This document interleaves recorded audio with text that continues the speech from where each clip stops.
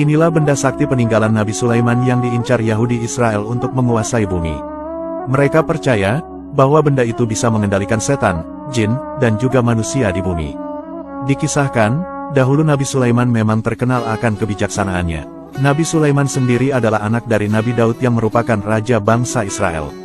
Dalam kalangan Yahudi Israel, Nabi Sulaiman dikenal dengan nama Raja Solomon.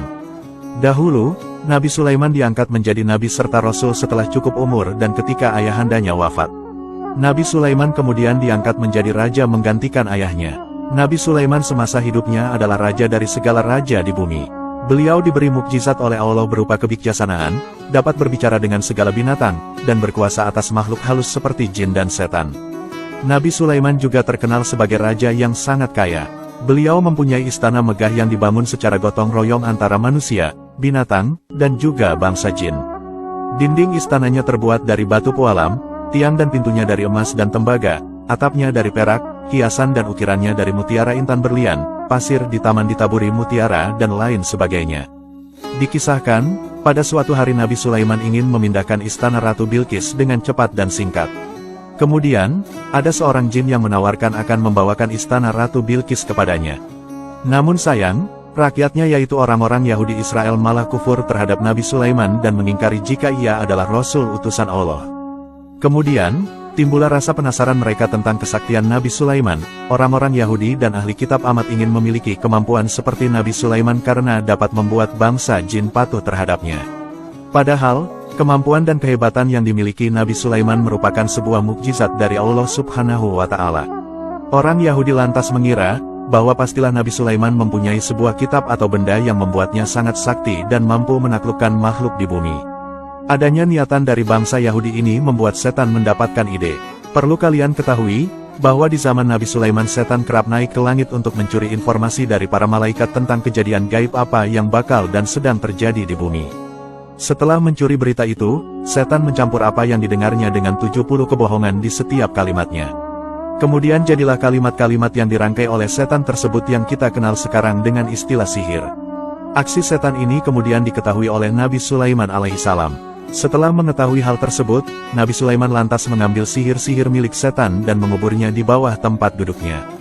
Hal ini dilakukan agar sihir-sihir itu tidak dipergunakan oleh setan untuk menjerumuskan manusia ke lembah dosa dan kesesatan. Selama Nabi Sulaiman hidup, sihir-sihir itu tersimpan dengan aman dan tidak ada yang berani mengambilnya.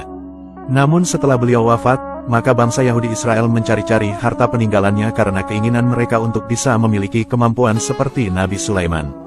Hal ini kemudian diketahui oleh setan. Setan kemudian mengubah wujudnya menjadi manusia. Setan kemudian membohongi orang-orang Yahudi dan ahli kitab dengan mengatakan bahwa Nabi Sulaiman adalah tukang sihir dan mempunyai kitab sakti yang dikubur di bawah tempat duduk atau singgasananya.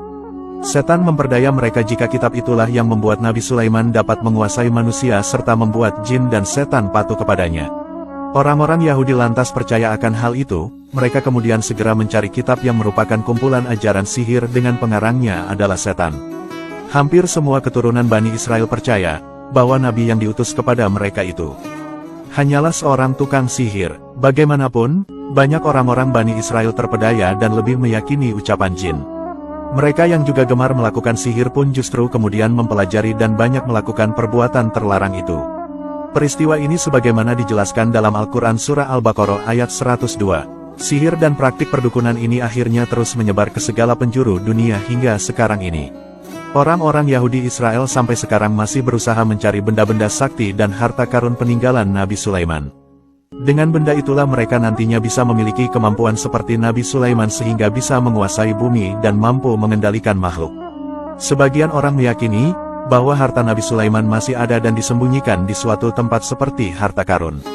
Menurut kitab suci bernama Tawari 2, tertulis beberapa kalimat mengenai harta itu yaitu: sekarang berat emas yang datang ke Raja Salomon dalam 1 tahun adalah 630 dan 6 talenta emas.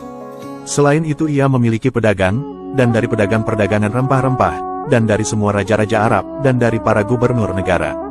Kekayaan Nabi Sulaiman telah membuat banyak orang percaya bahwa ada harta karun besar yang disembunyikan di suatu tempat dan menunggu untuk ditemukan.